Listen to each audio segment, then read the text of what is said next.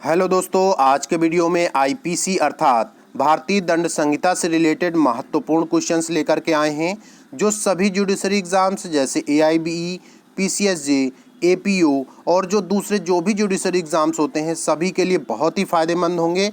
तो दोस्तों, इन सभी क्वेश्चंस की पीडीएफ पाने के लिए और दूसरे नोट्स पाने के लिए हमारे टेलीग्राम चैनल को अवश्य ज्वाइन करें। तो जल्दी से हमारे वीडियो को लाइक और चैनल को सब्सक्राइब कर लीजिए। तो चलिए आज का वीडियो स्टार्ट करते हैं। तो देखते हैं, सबसे पहला क्वेश्चन आपकी स्क्रीन पर है। बहुत ही महत्वपूर्ण क्वेश्चन है, लगभग सभी जुडिशरी एग्जाम्स में पूछा जाता है कि भारतीय दंड संहिता प्रवृत्त हुई अर्थात the Indian penal code 1860 come into force on. तो इसमें देखेंगे चार ऑप्शन है। पहला कह रहा है 6 अक्टूबर 1860, दूसरा कह रहा है 6 दिसंबर 1860, सी ऑप्शन कहता है 1 जनवरी 1861 और डी कहता है 1 जनवरी 1862।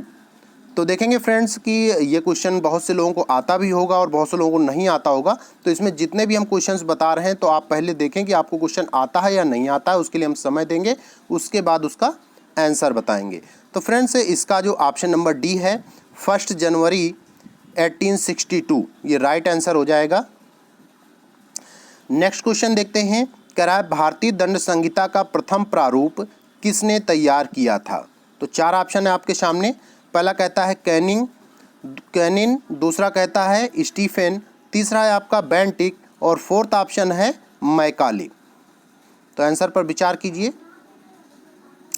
तो आप देखेंगे फ्रेंड्स कि जो इसका ऑप्शन नंबर डी है वो क्या कह रहा है कि मैकाले। तो आपको बताना चाहूँगा कि लॉर्ड मैकाले ने इसको तैयार किया था, ये जो प्रारूप था, और जो आपके मैकाले थे प्रथम विधि आयोग के अध्यक्ष भी थे। तो इसका ऑप्शन नंबर डी राइट हो जाएगा। नेक्स्ट क्वेश्चन देखते हैं, कह रहा है का जो भारत का नागरिक है उगांडा में हत्या करता है वह दिल्ली में पकड़ा जाता है, हत्या के अपराध के लिए वह। पहला ऑप्शन कहता है केवल उगांडा में, बी ऑप्शन कह रहा है केवल उस देश में मृतक जहां का नागरिक था, सी ऑप्शन कहता है दोनों में से कहीं भी और डी कहता है दिल्ली में। तो विचारित और दोष सिद्ध कहाँ पे किया जा सकता है, चार ऑप्शंस में से आपको सिलेक्ट करना है, डिसाइड कीजिए।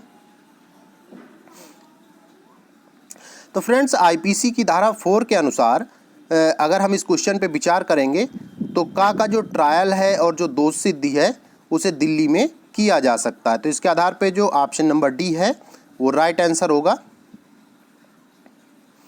नेक्स्ट क्वेश्चन देखते हैं, कह रहा भारतीय दंड संहिता में शब्द स्त्री धोतक है। तो चार ऑप्शन है। पहला कहता है वयस्क स्त्री, दूसरा है अविवाहित स्त्री, सी ऑप्शन कहता है किसी भी आयु की स्त्री और डी कहता है विवाहित स्त्री। तो इसमें आंसर डिसाइड करें।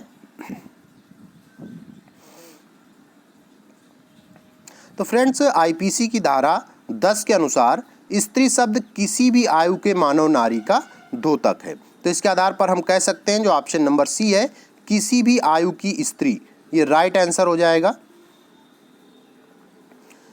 नेक्स्ट क्वेश्चन देखते हैं, कह रहा है न्यायालय शब्द को भारतीय दंड संहिता की किस धारा में परिभाषित किया गया है। तो चार धाराएं यहाँ पे बताई गई हैं आपको। ऑप्शन ए कहता है सेक्शन 17, बी कहता है सेक्शन 18 और सी कह रहा है सेक्शन 19 और डी कहता है सेक्शन 20। तो आंसर पे विचार कीजिए। तो फ्रेंड्स, इसका जो ऑप्शन नंबर डी है धारा 20 अर्थात सेक्शन 20 ये राइट आंसर हो जाएगा। नेक्स्ट क्वेश्चन देखते हैं, क्या कहता है निम्नलिखित में से कौन संहिता की धारा 21 के अर्थ के अंतर्गत लोक सेवक नहीं है। तो पहला ऑप्शन कहता है नगर पालिका कमिश्नर, बी ऑप्शन है सांसद और सी कह रहा है एमएलए अर्थात विधायक और डी कह रहा है विश्वविद्यालय का परीक्षक अर्थात एग्जामिनर ऑफ यूनिवर्सिटी। तो आंसर पर विचार कीजिए। तो फ्रेंड्स, इसका जो ऑप्शन नंबर डी है एग्जामिनर ऑफ यूनिवर्सिटी अर्थात विश्वविद्यालय का परीक्षक, ये राइट आंसर हो जाएगा क्योंकि ये लोक सेवक नहीं है। नेक्स्ट क्वेश्चन देखते हैं, कह रहा भारतीय दंड संहिता की धारा 22 की परिभाषा के अनुसार कौन सी वस्तु चल संपत्ति नहीं है। तो चार ऑप्शन है आपके सामने। पहला कहता है सॉयल अर्थात मिट्टी, दूसरा आपका चेक, तीसरा है पेड़ अर्थात ट्री और डी कह रहा है फिश इन द टैंक अर्थात तालाब की मछलियाँ। तो आंसर डिसाइड कीजिए। तो फ्रेंड्स इसका जो ऑप्शन नंबर सी है कह रहा है ट्री, मीन्स यहाँ जो ट्री है वो चल संपत्ति नहीं है। नेक्स्ट देखते हैं, भारतीय दंड संहिता में सदोष अभिलाभ एवं सदोष हानि को परिभाषित किया गया है। तो चार ऑप्शन है आपके सामने। पहला कहता है सेक्शन 22, दूसरा है सेक्शन 23, सी ऑप्शन कहता है सेक्शन 24 और डी कहता है सेक्शन 27। तो आंसर डिसाइड करें।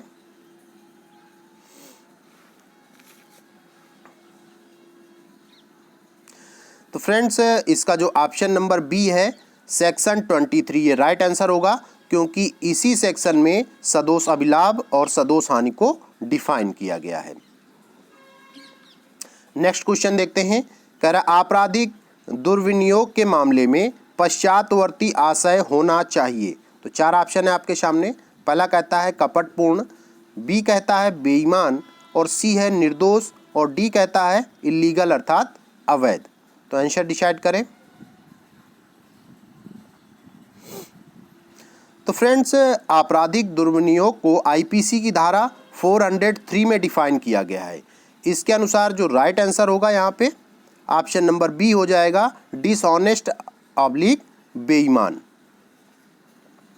नेक्स्ट क्वेश्चन देखते हैं।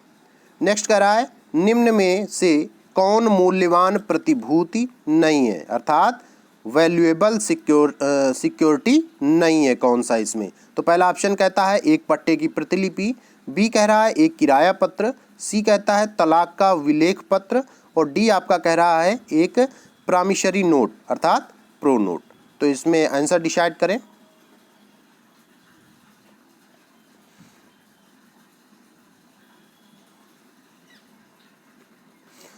तो फ्रेंड्स आईपीसी की धारा 30 में मूल्यवान प्रतिभूति के बारे में कहा गया है। तो इसके आधार पर जो एक पट्टे की प्रतिलिपि है यहाँ पे बताया गया है वो क्या नहीं है, मूल्यवान प्रतिभूति नहीं है। तो इसके आधार पे ऑप्शन नंबर जो आपका ए है वो राइट आंसर हो जाएगा। नेक्स्ट क्वेश्चन क्या कहता है, भारतीय दंड संहिता 1860 की निम्न किस धारा में कार्य शब्द को परिभाषित किया गया है।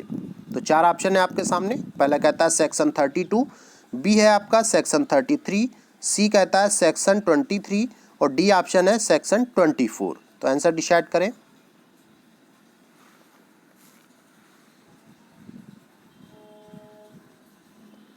तो फ्रेंड्स यहाँ पर इसका जो ऑप्शन नंबर बी है सेक्शन 33 अर्थात धारा 33 ये राइट आंसर हो जाएगा। नेक्स्ट क्वेश्चन देखते हैं क्या कहता है, भारतीय दंड संहिता 1860 के अंतर्गत निम्न में से किस में प्रतिनिधिक आपराधिक दायित्व के सिद्धांत को मान्यता प्रदान की गई है।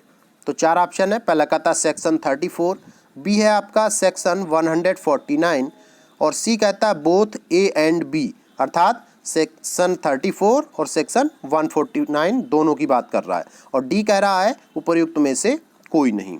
तो आंसर डिसाइड करें। तो देखेंगे फ्रेंड्स यहाँ पर जो आपका ऑप्शन नंबर सी है बोथ ए एंड बी अर्थात जो सेक्शन 34 और सेक्शन 149 ये दोनों होंगे। तो option number C right answer हो जाएगा। नेक्स्ट क्वेश्चन क्या कहता है, एक्स एवं वाई दोनों जेड की हत्या करने जाते हैं। एक्स हाथ में भाला लिए चौकन्ना खड़ा रहता है, वह जेड पर कोई वार नहीं करता। वाई जेड को मार डालता है। तो अब कौन दोषी होगा, ये चार ऑप्शन में डिसाइड बताना है आपको। पहला कह रहा है कि जेड की हत्या के लिए केवल वाई दोषी है, बी ऑप्शन कहता है जेड की हत्या के लिए एक्स और वाई दोनों दोषी हैं, सी ऑप्शन कहता है आपका कि एक्स ने वार नहीं किया इसलिए वह दोषी नहीं है और डी कहता है ए और सी दोनों उत्तर सही हैं। मतलब कि जेड की हत्या के लिए केवल वाई दोषी है और जो सी ऑप्शन कह रहा है कि एक्स ने वार नहीं किया इसलिए दोषी नहीं है। तो देखें इसमें कौन सा आंसर होगा, डिसाइड करें।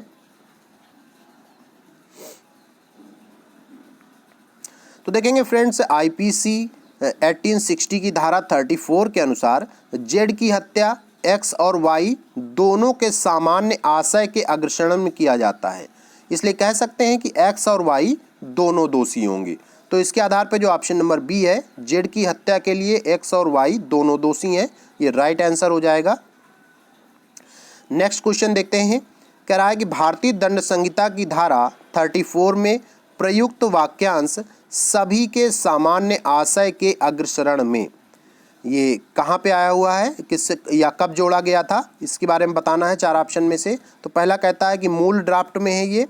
बी कह रहा है आपका कि संशोधन अधिनियम 1872 के द्वारा 70 के द्वारा जोड़ा गया। सी ऑप्शन कहता है वहाँ है ही नहीं। और डी कहता है संशोधन अधिनियम 1986 के द्वारा जोड़ा गया। तो राइट आंसर डिसाइड करें। तो देखेंगे फ्रेंड्स, यहाँ पे जो ऑप्शन नंबर बी है, संशोधन अधिनियम 1870 के द्वारा जोड़ा गया, ये राइट आंसर हो जाएगा। नेक्स्ट क्वेश्चन क्या कहता है, किस वाद में न्यायालय ने सामान्य आशय एवं समान आशय के अंतर को स्पष्ट किया था। तो 4 यहाँ पे वाद दिए हुए हैं, 4 केसेस हैं, उनमें से आपको डिसाइड करना है कौन सा राइट होगा। तो ए ऑप्शन कहता है वारेंद्र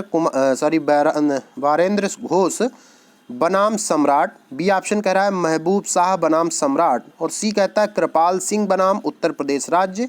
और डी कह रहा है ऋषि देव पांडे बनाम उत्तर प्रदेश राज्य। तो राइट आंसर डिसाइड करें। तो देखेंगे फ्रेंड्स, यहाँ पे जो ऑप्शन नंबर बी है, महबूब शाह बनाम सम्राट, ये राइट आंसर हो जाएगा। नेक्स्ट क्वेश्चन देखते हैं। कह रहा है भारतीय दंड संहिता 1860 की धारा 34, 4 ऑप्शन है आपके सामने। कहता है मौलिक अपराध कारित करती है, साक्ष्य विधि का एक नियम है। और ऑप्शन सी कहता है कि बोथ ए एंड बी। और डी कह रहा है नन ऑफ द अबव, यानी उपरोक्त में से कोई नहीं। तो सही आंसर डिसाइड करें। तो फ्रेंड्स, इसका जो ऑप्शन नंबर बी है, साक्ष्य विधि का एक नियम है, ये राइट आंसर हो जाएगा।